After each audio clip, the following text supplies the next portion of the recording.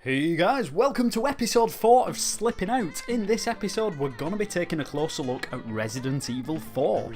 So as we always do, let's start at the very beginning where we find Leon being driven to a village by two Spanish guards.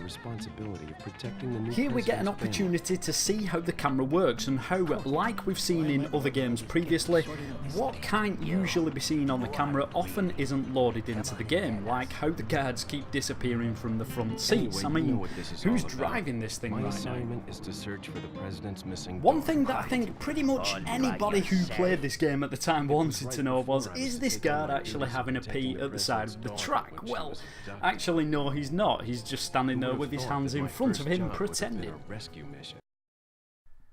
We can also see here how sometimes the camera has textures over the front of what would be the lens. This one is obviously to give the impression of fog.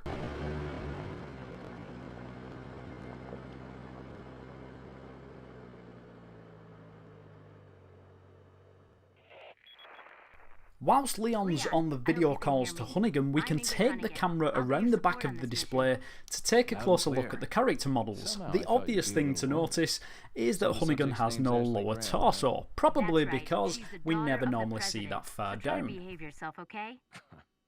Whoever this group is, they sure If we zoom the camera right in, surprisingly we can go behind the clothing textures for Hunnigan, and she has shoulders on her model. We can of course do this for other video calls as well, like the ones from Salazar and Sadler. Weirdly, unlike Hunnigan, we see these two models throughout the game, so I guess for them to be missing the lower torso was just a way of saving memory, although what Sadler is doing right here with his arms is anyone's guess. Sounds bad. One last thing to note is even when the signal's lost in this transmission, Hunnigan is still waiting on the other side. Isn't she a good un? When I was a kid playing this game, one of the main things that I really wanted to know was what was across this bridge, but of course the guards stop us going over there, so let's take the camera and have a peek. Well, it's not too long before we come to the edge of the map. Of course, these tree textures are what covers this from the normal view of the player.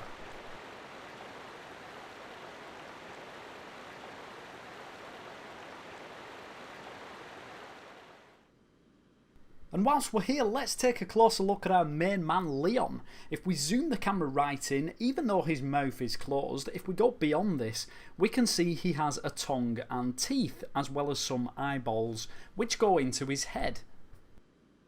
Now that might sound pretty obvious, but for the time this was quite detailed, and even when we look at character models on the games of today, not too much has changed.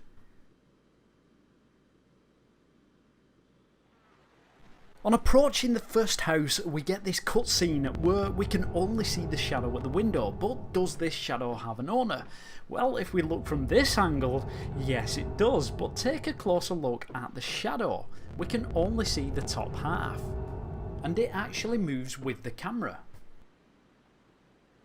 Let's go and take a look inside and see if we can find him. Well, like I mentioned before, things don't normally load up unless they're needed, and he actually loads up when the cutscene starts.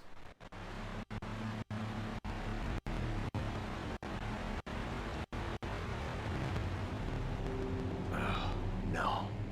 Oh yeah! Let's take a look at the crash site, in particular the vehicles and how the fire effect is done. And we can see here it's pretty much 3 layers of 2D flames, which is kinda cool. It gives a good effect when you're looking down on it.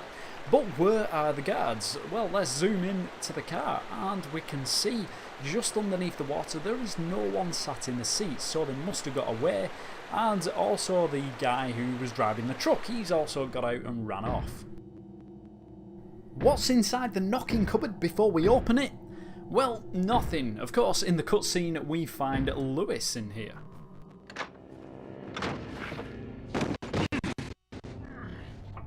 Talking of cutscenes, when we move the camera during them we can find all sorts of bizarre happenings, like Sadler's head missing during this one, and probably one of my favourite cutscenes in the game is when the El Gigante comes through the gates, albeit if we move the camera the El Gigante is missing until he needs to make an appearance.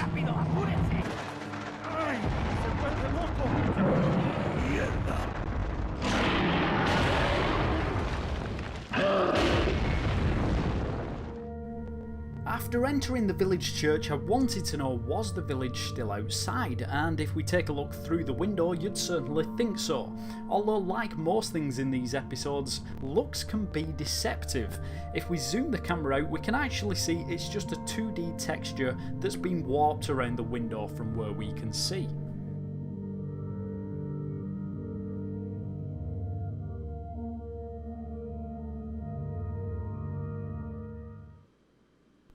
In other places, whilst I was exploring outside the maps, I came across items that you would never normally come across or be able to pick up, like this pile of ammunition and the red herb.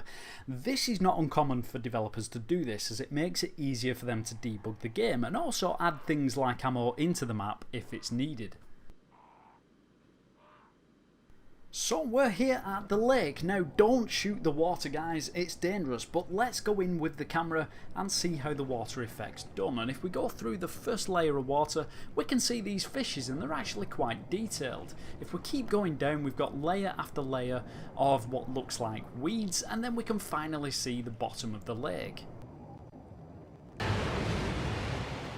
We briefly spoke earlier about items found outside the maps. Well, in this zoom out of the church, if we go around the back, we find some ammunition and herbs, so nothing too unusual there. However, behind here, we can also find a note, and of course notes usually have some sort of message that we read which progresses the story or helps us out in some way.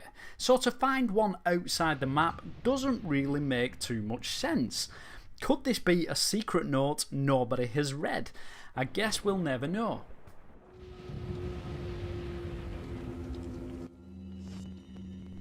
You guessed it, we can also take the camera and look around at the inventory screens, and check it out.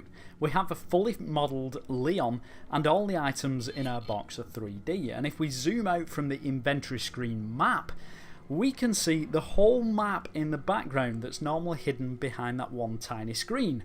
Pretty cool stuff.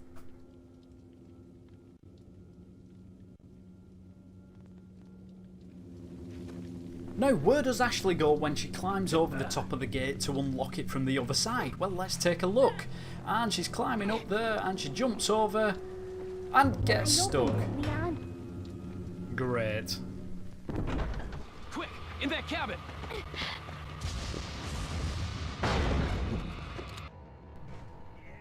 Here we can see the horde of zombie villagers that chased us into the cabin thankfully turns into 3 at a time, and we can see from this angle how they respawn after shooting them.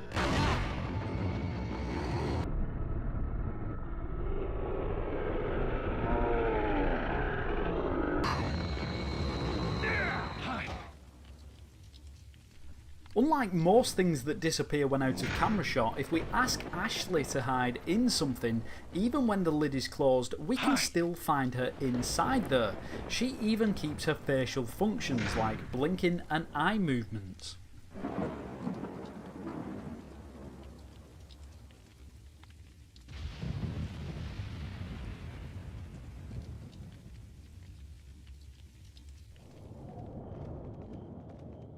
One of my favourite parts in the game was the skylift scene, and the map was pretty large too.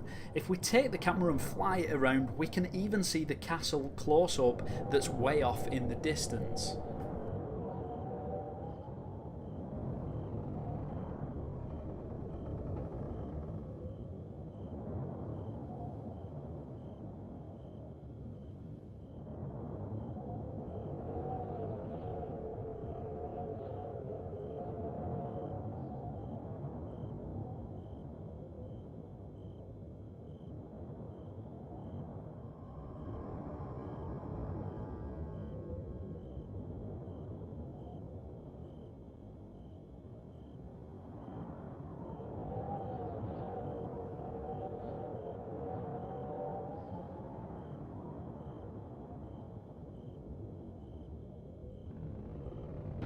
What about when we shoot the zombie villagers off the side? How far do they fall into the canyon? I always wanted to find this out, so here it is. They always seem to disappear just out of the normal camera shot. And how are these guys getting on the lift in the first place? Well, if I slow the footage right down, we can see one spawning right there, just behind the pillar for the cable car. We've just defeated the evil boss Bitores Mendez, and his eye is now ready for collection off the floor. For those who don't like gruesome stuff, then don't worry, it is just a fake eye. However, if we spin the camera round, his eye can also still be seen as part of him. Now I know these guys are mutants, but to grow a second fake eye, that's pretty impressive. Remember the truck that comes down the hill and crashes if we shoot the driver? I always wondered where this truck was before we trigger it, and here it is sat waiting to be driven by this guy who's already making some crazy facial movements. I also wondered what happens to the large group who chase us into the castle. Well, from looking at this, I guess they just gave up. Maybe they went back to the village.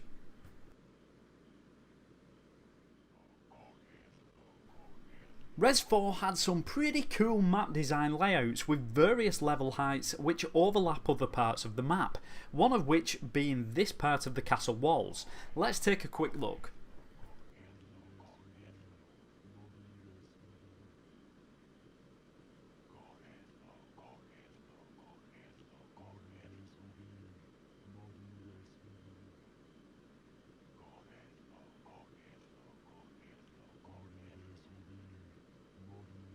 And how are these guys firing the flaming boulders? Well, here it is. They simply have a rock pile that generates the rocks that they pick up, and then they set on fire automatically and get flung towards us. We can also see from this angle that the fire is 2D.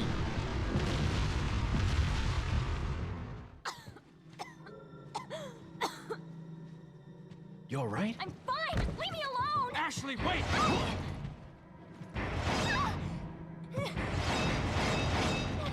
Where does Ashley go when she runs away from Leon and gets caught in the spinning wall trap? Well, let's take the camera to the other side of the wall and have a look. And you guessed it, initially Ashley is on the other side of the wall, but if we zoom the camera back out, she's then disappeared. Don't worry, Ashley. I'm coming for you. One thing I found quite interesting about some of the characters in Res 4, like these enemies who were the golden skull masks, is if we take the camera through the mask, they actually have eyes underneath, even though normally we wouldn't be able to see them because of the mask. And we can also find this on other enemy characters throughout the game, like the guys with the chainsaws. Underneath the sack mask, they are the same model as some of the other villagers that we find.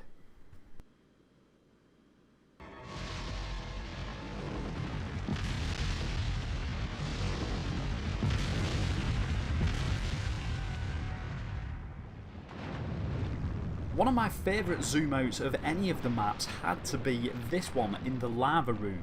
If we go right out with the camera, we can see how the lava rotates around the room to give the impression that it's constantly moving. There's also another red layer underneath that stays still.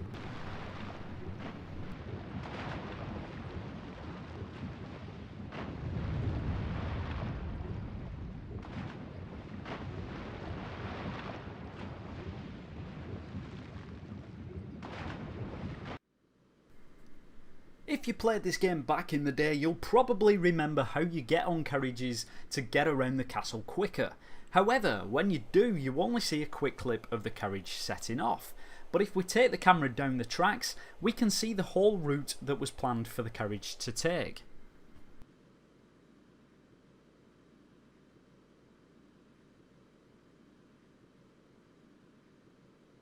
Why all that's there, I'm not too sure, but it is pretty interesting to see.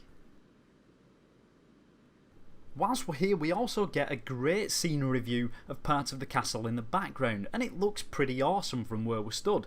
When we take the camera over, we can see the 3D models close up, and just how much work went into them rather than just simply using a 2D texture.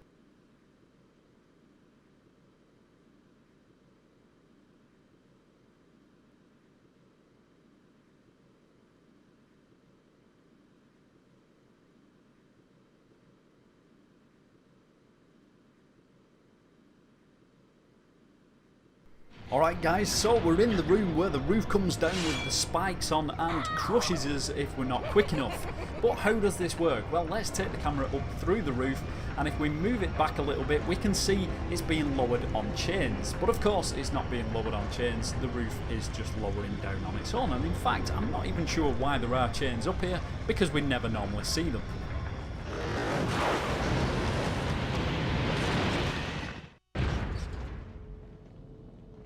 So here we are in what I'm gonna call the sewer section of the game, and Vertigo just banged on the door we came through. But is he still outside there? Well, of course, if we take the camera through the door, that part of the map is now deloaded, so he's not gonna be there. But what he does do is come through the roof to try and stab us with his tail and catch us off guard. Now if I take the camera above the roof we can see how this happens. So as you can see, when it's his tail that comes through the roof, his body model is missing. However, his full character also comes through and tries to grab us. It then shoots back up through the roof and disappears above. This may seem a little strange to you guys, but I remember playing this and wanting to be able to see what was happening inside the mining pit with the large drill. So for anyone else who wanted to know this, here it is. Kind of reminds me of an old kaleidoscope or something.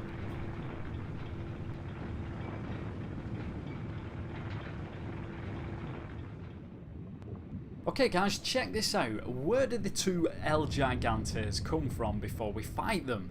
Well, if we slow this footage down we can see they actually drop in from the top of the map just behind the door as we activate the clip.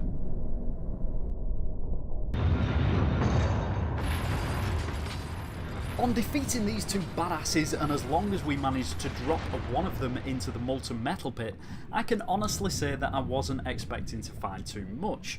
But if we take the camera through the doors, check it out, we can see the El Gigante that we dropped into the pit now has a different but pretty awesome looking skin cover.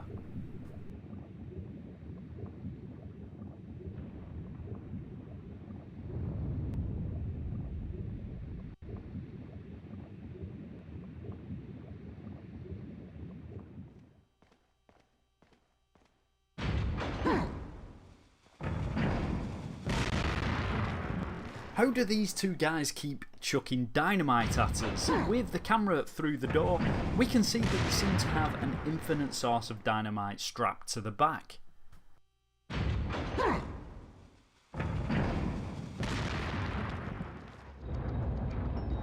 Something a bit different in the game was when we could pick these enemies up with the crane and drop them into the waste chute, but I wanted to find out what happens to them.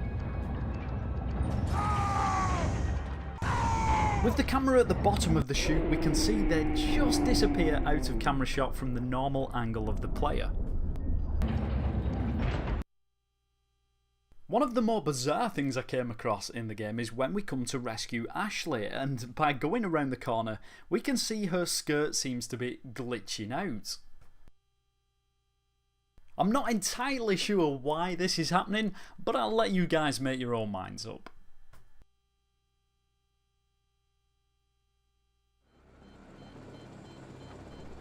It's certainly been a long slog for Leon, but finally we get some help from a helicopter pilot named Mike. Interestingly, we only see Mike once or twice during the cutscenes, but I did manage to take a look at his face. So this is one of the only times we see Mike, and it's for a split second when he presses the trigger for the minigun.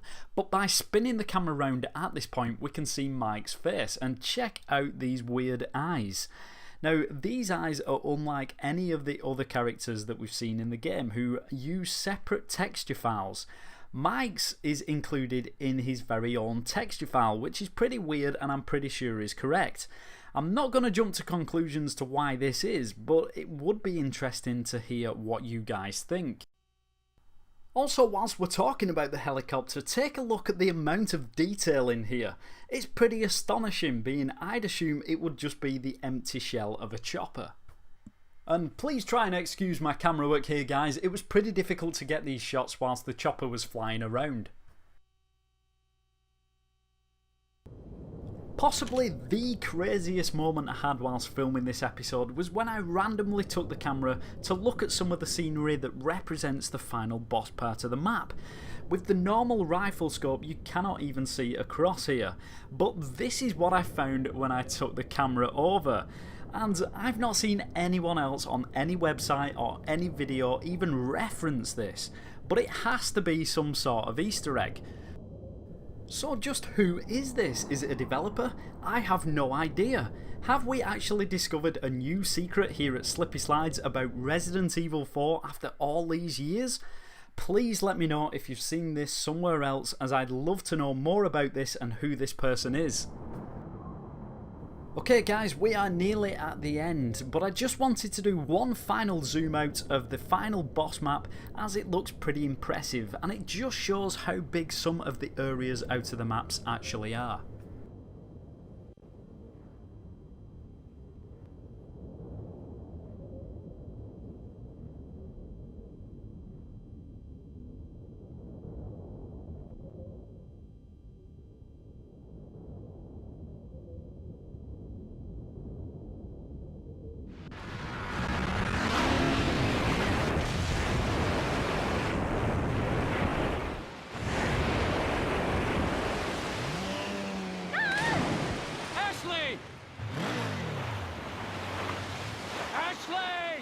Don't worry guys, the water doesn't seem to be too deep. Ashley appears to be able to stand up, so she'll be just fine.